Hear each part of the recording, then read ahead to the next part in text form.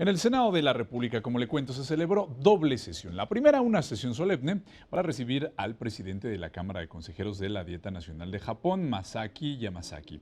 La segunda fue la sesión ordinaria en la que se conocieron diversas iniciativas, se recibieron comunicaciones, se discutieron reformas constitucionales sobre desindexación del salario mínimo, entre otros asuntos. Vamos con los detalles de esta jornada legislativa y también parlamentaria.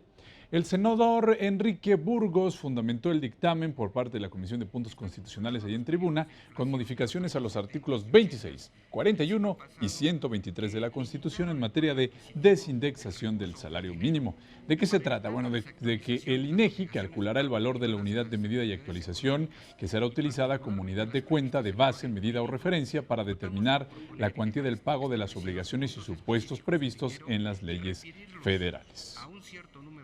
Establecer la unidad de medida y actualización, la UMA, y otorgarle la función de unidad de cuenta de nuestra economía para el pago de obligaciones que requieren su actualización a lo largo del tiempo a fin de reflejar la inflación durante ese periodo, no utilizar el salario mínimo como unidad de cuenta con objeto de afirmar su esencia social y su sentido de justo derecho de los trabajadores.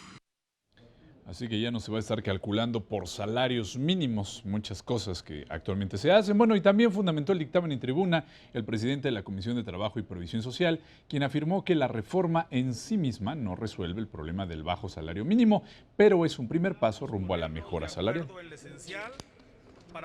Es el inicio de una tarea en la que todos estamos de acuerdo y de que nos vamos a seguir poniendo de acuerdo en el cómo lograr esta dignificación del salario.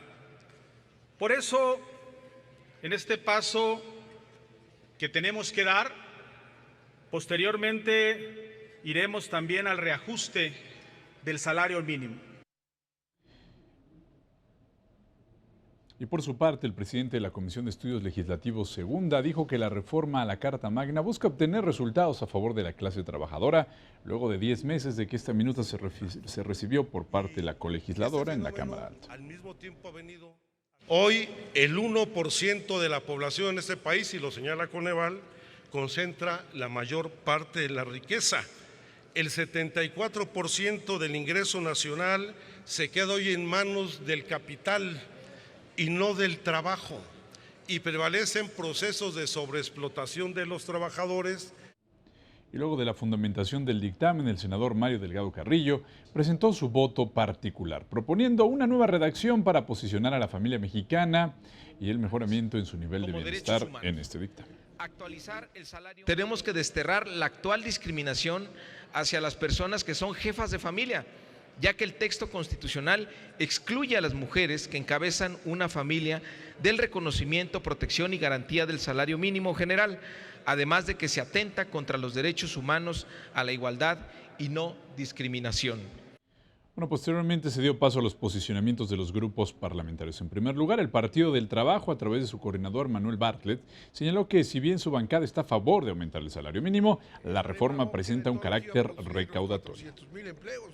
En realidad no se les puede creer nada, porque son los autores, son los promotores, son los que sirvieron a los intereses neoliberales empresariales en contra de los trabajadores de este país. Es una de las reformas de peor resultado para la justicia social en México. Jorge Arechiga Ávila, senador del Partido Verde Ecologista, indicó que dejar de utilizar el salario mínimo para medir otros factores como la inflación o las formas de establecer multas, tanto penales como administrativas, dará certidumbre a la sociedad. Ordenamientos federales, estatales, establecer un soporte independiente enfocado al salario mínimo. Asimismo, se fortalece la capacidad técnica del organismo encargado del salario mínimo para dar puntual seguimiento a los aumentos del salario.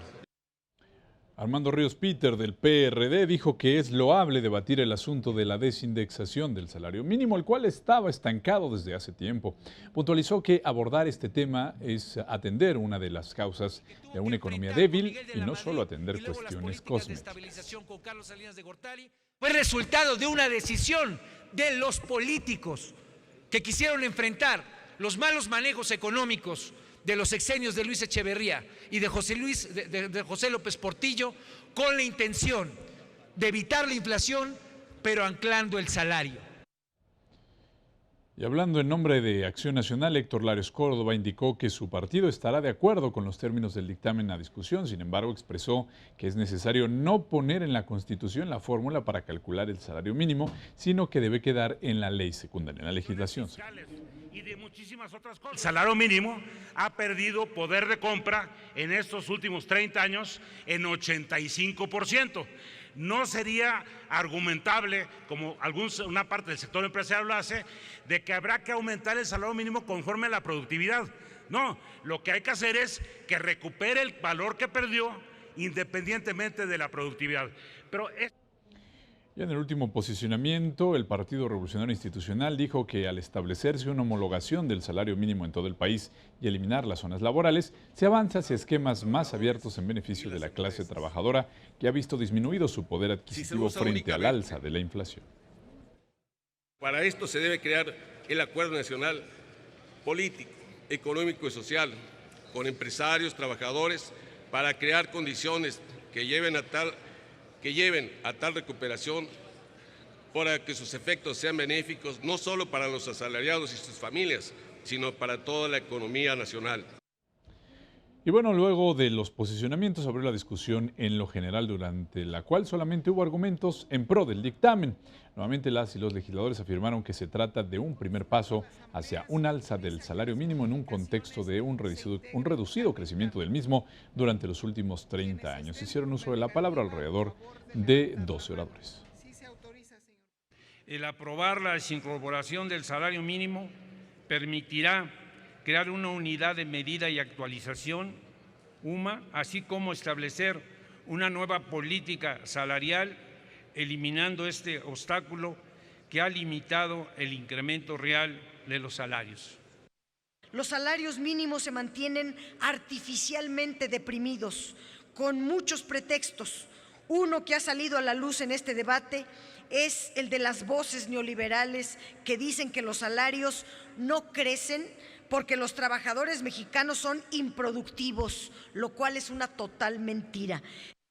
No es lo relevante la desindexación per se, sino como un paso previo para realmente actualizar los salarios mínimos, tendiendo a establecer salarios mínimos que estén adecuados a la realidad de lo que hoy viven los trabajadores mexicanos. Bueno, y finalmente, luego de unas 3 horas de debate, se presentaron 2 reservas del PRD que no fueron aceptadas por el Pleno, por lo que el dictamen se sometió a votación en lo general y en lo particular, resultando 90 votos unánimes a favor de desindexar el salario mínimo.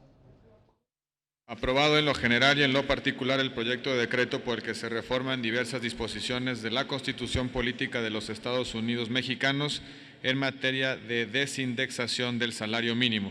Se devuelve con modificaciones a la Cámara de Diputados.